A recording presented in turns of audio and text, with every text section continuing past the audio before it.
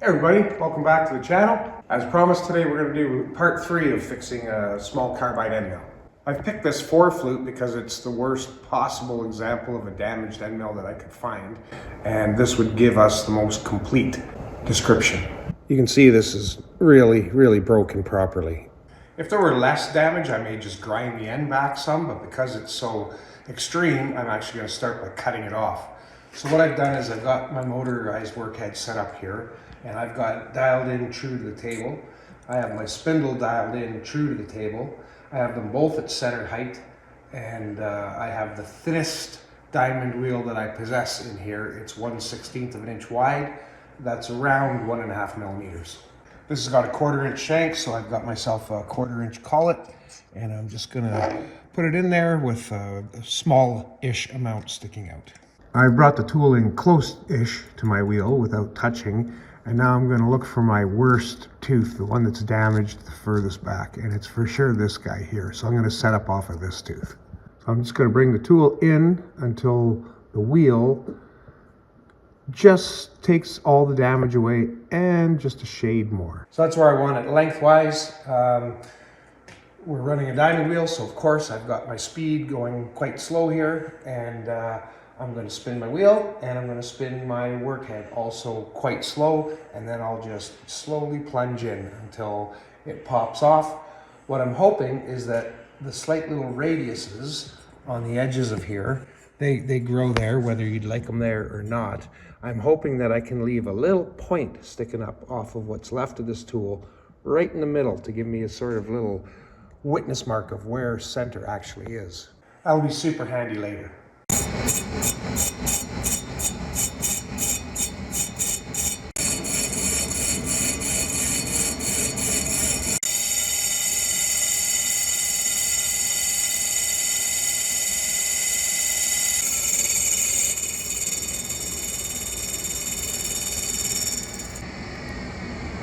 So that worked out well. I was able to leave a tiny little point in the middle, and I'm happy that we have that there. The end of an end mill has a 3-degree taper towards the center, and so what I'm going to do next is make a setup here where I can rough in a 3-degree sort of bowl shape in the end of this thing, so that when we come to putting the clearance angles on, we're not having to remove so much material. I've got my workhead set to the 3 degrees, and so basically I'm going to be cutting in this side over here. So as I bring this into the wheel's going to hit towards the inside first, and as I feed inwards, gradually that'll clean up all the way to the outside, and then that's when we'll know we're done with this setup. So I currently have my spindle dialed 0 to the table travel, and in a perfect world, this plane wheel would run 0 right from one corner to the other. And we need to check that, because if there's too much crown on this wheel, then we're not going to be cutting that 3 degrees as accurately as we'd like. And so as I move from, this is about the deepest we would get into the wheel with the cutter, and as I move towards the outside, it stays pretty much 0 till I'm off it there. Yeah, so it's only changed by maybe a half a thou. And over the 1/8 of an inch worth of end mill we're grinding, it's going to be 6 thou worth of taper at the 3 degrees. So I feel confident using my wheel the way it is. Now, if I had a huge crown on there, what I could do is pivot my spindle this way some to make this edge become a line, like we've done in other videos when we can't use a great big surface. And that would work fine, but it's a bit of a slippery slope, because then you're accentuating that crown by using your wheel in that way. And so I'm pretty happy that we don't have to do that here. I think if you look right here, you can see that that little nub we've left behind is just outside the cutting area of the wheel. So we're going to grind into this face over here on the tool, and we're going to create that 3-degree angle here, and we're going to leave that little nub behind. In case I forgot to mention, it's super critical for this to work properly that the spindle, your spindle is the same center height as your workhead.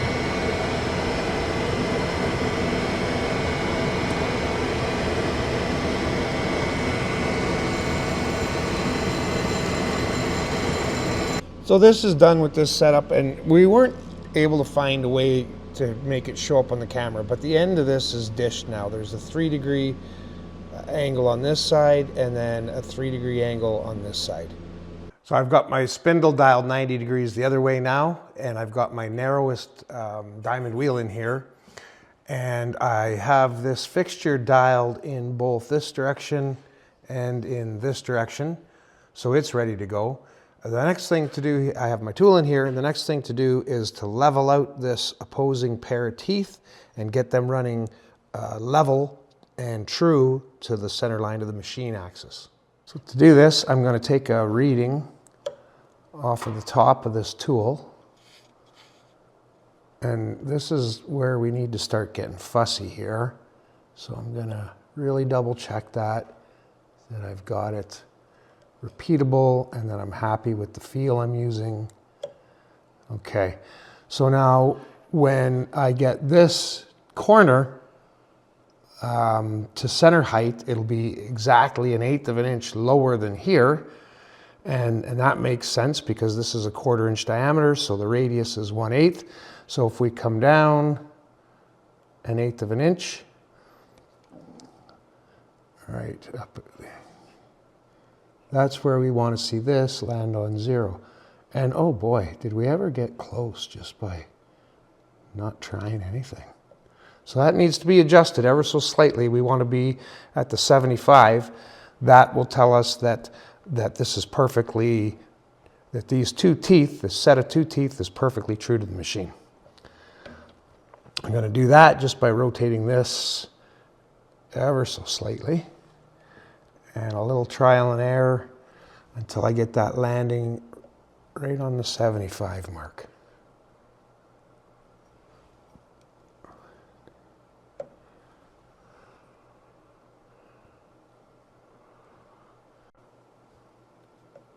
So there's where we want to be. This tooth and this tooth are now perfectly vertical to each other, and these 2 teeth are perfectly horizontal to each other. Next thing we need to do is get this edge of the wheel perfectly on the vertical center line of that pair of teeth. And there's 2 ways I can think of to do this. One, and this is the one I'm using, is I still have everything on center line. Using my magnifying glass, I very carefully brought this in till it nearly touched and then came over until by eye, I'm splitting that little nub in half. Now, by eye is the best you're pretty much going to do here. There's no gauge, there's no dial, there's no chart, there's nothing to help you. This is a by feel, by the seat of your pants kind of thing. And it's super important that you get it really, really close. You can be out a wee bit and the thing will still work fine, but the more you're out, the less well it'll work. So this is super important that you take your time here. Now, if you didn't have, say, a magnifying glass and you couldn't do this by sight, well, there's a way to do it by feel. You could lift your wheel up quite a bit above center to the point where before the wheel touches anything, you can have it alongside the tip of this tooth. And then you can go in there with a super thin feeler, like say a 2 thou shim stock, and you can feel between the tip of the tooth and the wheel as you advance inwards with your table. And then when you feel that getting tight, you'll know that you were, well, with 2 thou shim stock, you would know that you were 2 thou from center, and that's how you could establish center using feel if your eyesight isn't the greatest, or if you don't have tools to improve your eyesight. So there's what I've ended up with. I hope that's showing up. I'm showing you this on zoom with the camera and through the magnifying glass. And I can't even see this picture clearly. So basically that's my best effort of getting the center of that nub aligned with the very edge of that wheel. Incidentally, this is called the gashing of the end mill. And the next thing we need to do is get our wheel above center, because we want the face of that tooth to have an angle to it. And I'm not aware of any math or charts for a proper amount. And of course that would vary with the diameter of your wheel and the diameter of your tool and on and on and on. So this is something I just do by eye. I just raise it above center and bring it in there and see what I'm going to get until I feel I'm happy with it.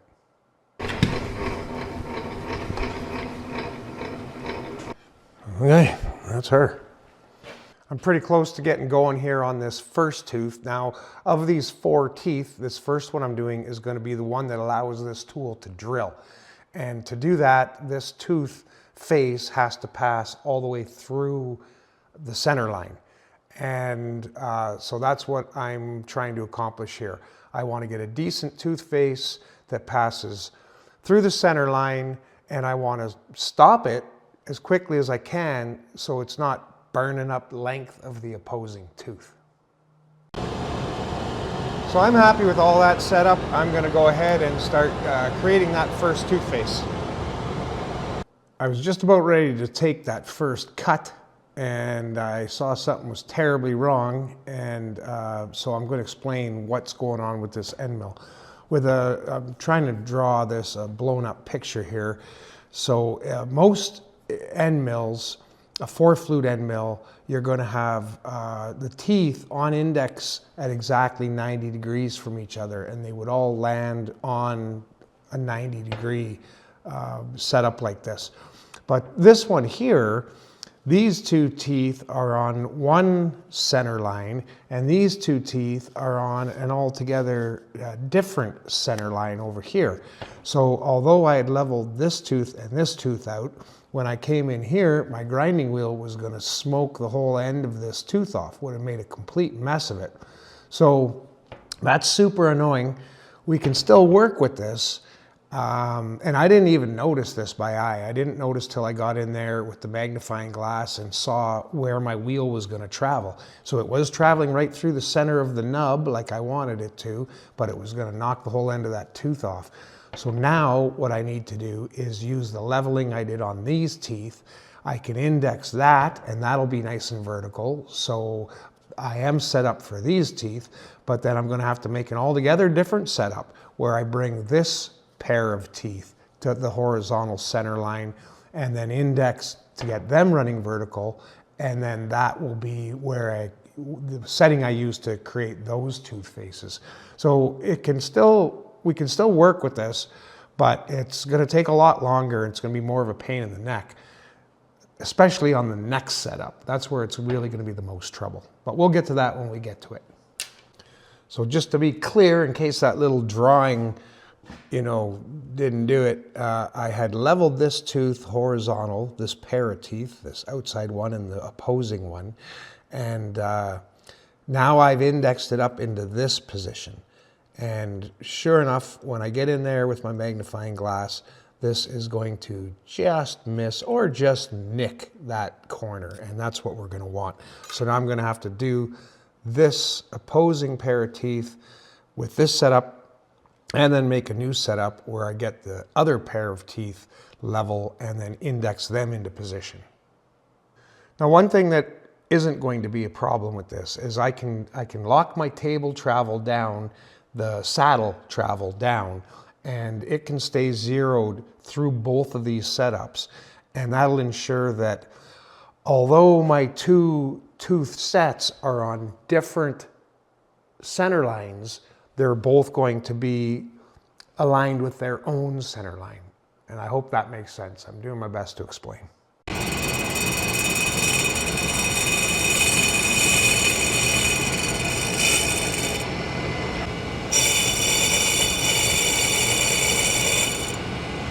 So this first face is done. This is going to be our drilling tooth. You can see that the surface we've created comes out very close to, but not touching the tip, which is exactly what we want. And if you look right here, you might be able to see that it pretty much split that little nub in half, which we wanted to see, and it goes a little past the nub, which we also wanted to see. So now we can create this tooth face.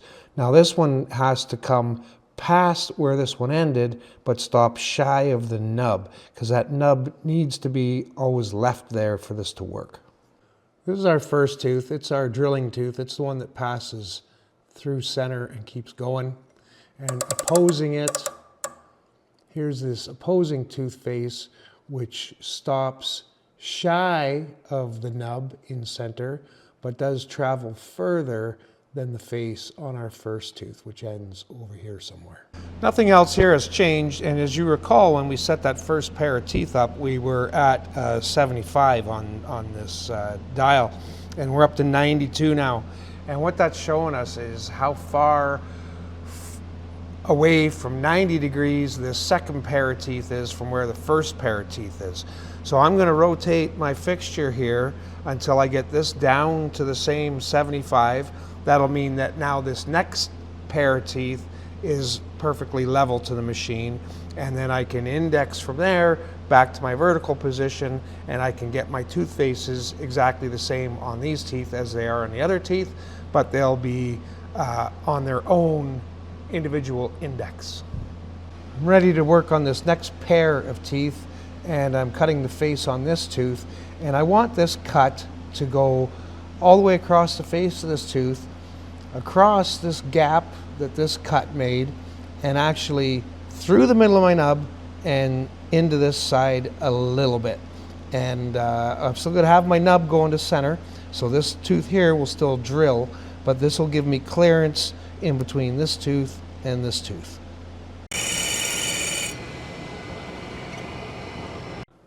Okay. Set up now for this last tooth face, and this one's pretty fussy. This face needs to end shy of center, certainly. We need this to become a full tooth in the end, so this face has to end up in here somewhere. But what would be nice is if it overlapped into this tooth face cutaway just ever so slightly. There's all our tooth faces done. Now this is probably going to be pretty tricky to see, but this was the last tooth face we did. We did have to leave a bunch of material here because we need this tooth to cut right to center, but we did manage to just have this gash overlap with this gash by just enough that we should be able to pull this off. So now I have my drilling tooth and the tooth opposing are at center height. So I'm going to work on this pair of teeth first. We're going to put the 3-degree angle on this way and the 7.5-degree angle on this way. So the wheel height is super important in this next little part, and this darn thing is so small. I know I keep saying it, but it's going to be tricky because we need a continuous cut off the end past our little nub, and then we need that to transition through this way, so it gives us that clearance down the back of the tooth. But all that has to happen without smoking into this tooth. So I'm kind of relying on that little wee overlap between this tooth face and this tooth face, and I'm hoping that I can end my cut in that overlap. Now I'm going to do my best. There's no such thing as setting up a stop here because all of these teeth are going to require pretty much an individual custom treatment on here. So I'm going to give it my best go. I've got my wheel set at a height that basically has the wheel coming through here. So I'm hoping to come in with it and end again somewhere right about there. I'm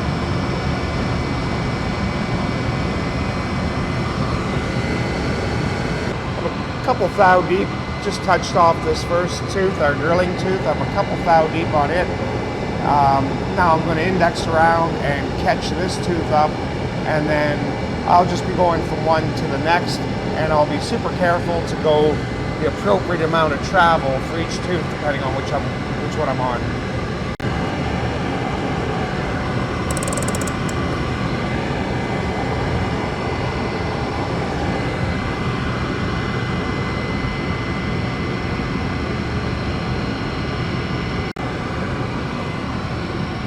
Now this opposing tooth is much easier because my grinding wheel ends in one of these enormous gashes here, and I'm actually not super happy about the width of these. They look kind of goofy, but I was using the thinnest diamond wheel that I have, and I don't actually plan on doing this all the time, and I wasn't going to spend hundreds and hundreds of dollars on a wheel just to make this one look a little less goofy.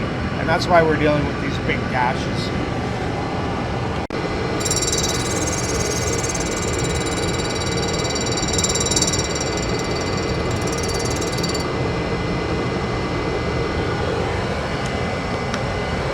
Both of these tooth faces that we were working on are cleaned up, and I'm hoping you can see that this tooth in particular, the edge we've ground comes all the way past where the nub used to be, and then transitions down somewhere around here before destroying this tooth.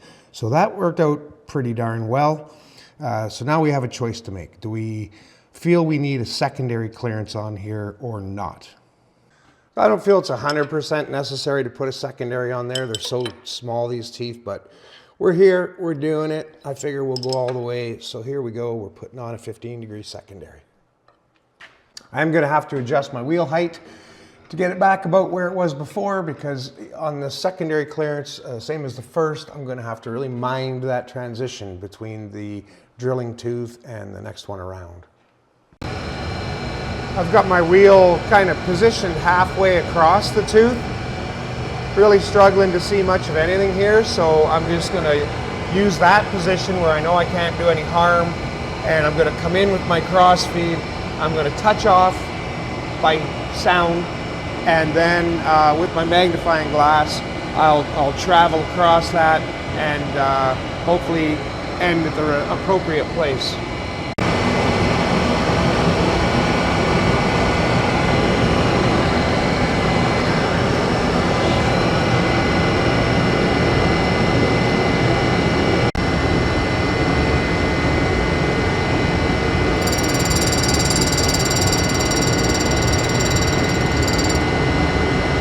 So I'm calling that good. I'm hoping the camera's picking this up, but you can see we've got a nice primary here and a secondary here on this tooth, and on the opposing tooth we've got our little primary and our little secondary. So I'm calling those two done. Now we just have to bring this set down to match. The way I'm going to get those next teeth set up, because again they're on a different, they're not on index, they're cocked off at a crazy angle just to make life difficult. So I'm going to come back to my drilling tooth. I'm going to come back to my 7.5 degrees.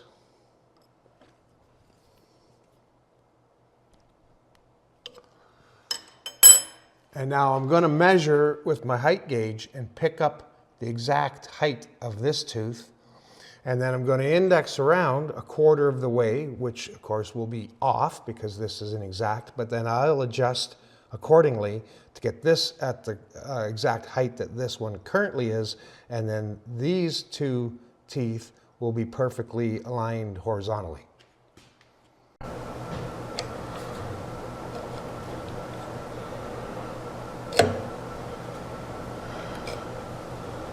Got my height gauge set and zeroed at exactly the height of this tooth. Now I'm going to index 90 degrees, and now we'll see which direction we're off and by how much, and then we'll start adjusting to get this tooth to where that zero is.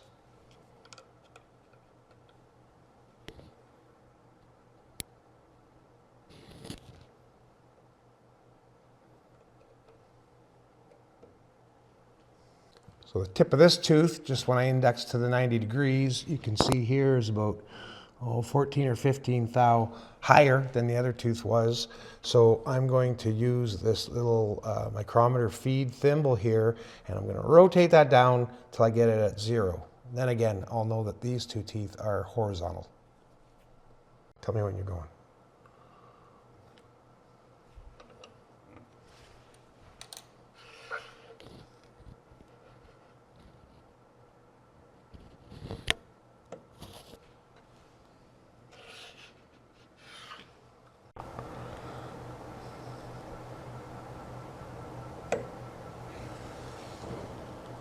Can you read that? Mm-hmm. Okay, 0. These teeth are going to be a little easier. Like this teeth's going to be real easy because I can just run my wheel off into thin air over here. So that's fine. This one I have to take a little more care because I have to try and make it into this transition between the two tooth faces, but not go so far as to smoke it into this tooth. And so I'll be super careful to see if I can pull all that off. Always a ton of trial and error doing this kind of thing, and nothing's written in stone. If you recall, on that last pair of teeth, I had my wheel way above center, and that was allowing me to get in all the little places I had to get. And just so happens that to work with both of these teeth, on this second set, the wheel's quite a bit below center. And all that is just take a look, make a decision, trial and error, and you'll end up with, hopefully, with what looks like it'll work for you. I'm ready to touch off here, and I've put a little marker on this tooth. Sometimes it's tough to see when you're touching off, but of course we're going to hit the bottom well before the top, and because we're matching the same 3-degree angle that we ground in there earlier, we should see a line that goes straight across, starting at the bottom, working its way to the top. And then as soon as we see that line nearing the top, we'll know that we're nearing the same height as the other pair of teeth, and then we're going to have to get a dial on there and bring these teeth to the proper height using the dial.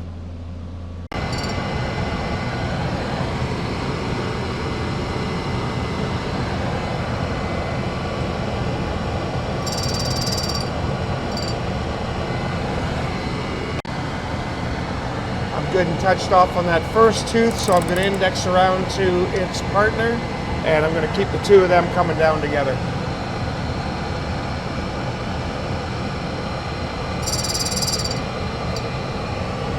I'm hoping you can see this. We're mostly cleaned up. There's just a little hint along the top here of that marker I put on there. So now it's time to get our dial on there and start getting a feel for how far we have to go. There's a finished tooth from the other set, and it's close-ish to 0 there. Now I'm coming around to one of the teeth I'm working on, and it's plus 2.5 thou. So we have somewhere in the neighborhood of 2.5 thou to go.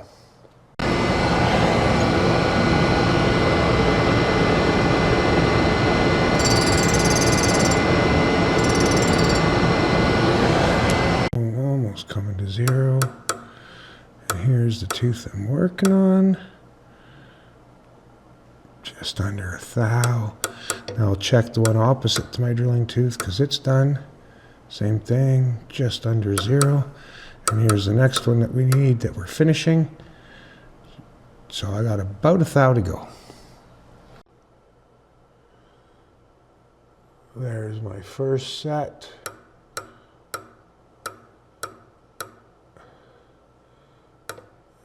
My second set, within a 1/10 or 2 anyhow, so we're going to call that good.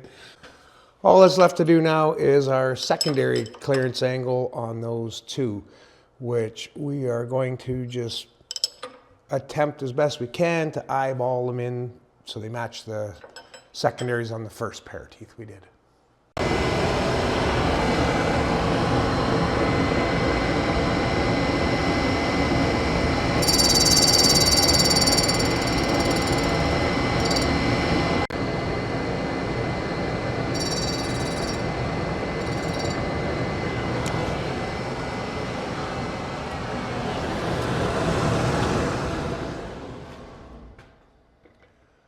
Oh, well, why don't we take a look? That's it, calling it done.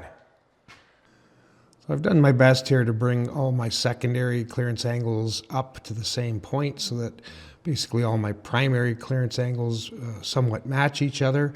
And we have our drilling tooth here, and then the other teeth are just kind of out there doing their own thing. But all the clearances work, and this thing will cut just fine. Now, all this level of crazy effort isn't necessarily necessary. If you decided you had a small end mill that didn't have to drill, this would all get a lot easier. And if you didn't have an end mill with that goofy off index tooth spacing going on, that would make this whole process an awful lot easier. And but I wanted to show you guys sort of a worst case scenario. We took the most damaged end mill I could find, started right from scratch, and some of the modern end mills that you buy, they'll have two teeth that drill, two teeth that meet exactly at center. I simply don't have the ability to do that. I think that would require a special wheel form that I don't have and don't intend to get. So one drilling tooth is about the best I can show you here. So Tanya and I have agreed that this video just wouldn't be complete without actually proving to you guys that this will drill. So let's set it up in here and we'll see if it does what it claims to do. Okay, so we're ready for a test drill. I guess the first thing I'm going to want to see is I'm going to want to just go in the tiniest little bit, and I'll be interested to see if we're leaving a little nub in the middle. That'll be a good way of knowing if we got that drilling tooth accurately through center or not. So that'll be a way we can test this out. And then it not blowing up here would be a good sign. So let's see what happens.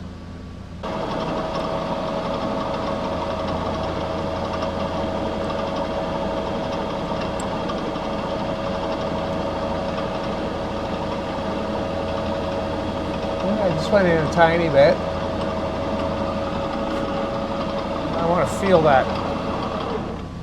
that center point there. This is aluminum, but it sure seemed to cut like butter. I don't know. Do you have a fingernail you could stick in there and see if there's a little tit in the middle of that or not? Right in the middle. Do you feel much? Yeah, I feel a little something. No, you don't. It's fine. I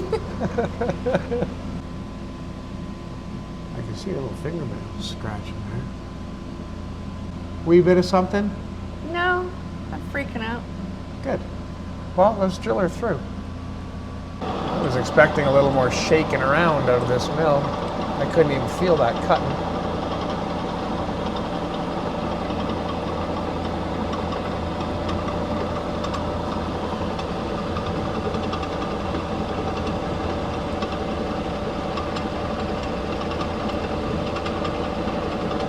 We're through. I'd call that a success. Nice.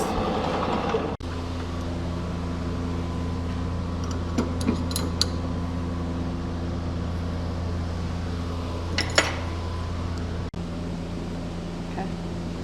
So after drilling, it's a little dirty, but nothing's blown up. Still in decent shape. Yeah, I'm happy with that.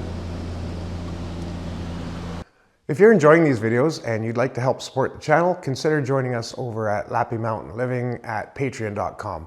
I'm looking forward to it. I think we're going to have some great conversations and we're going to do a lot of other fun stuff over there. Well, that's going to do it for this video, guys. Thanks for watching. We'll see you guys in the next one.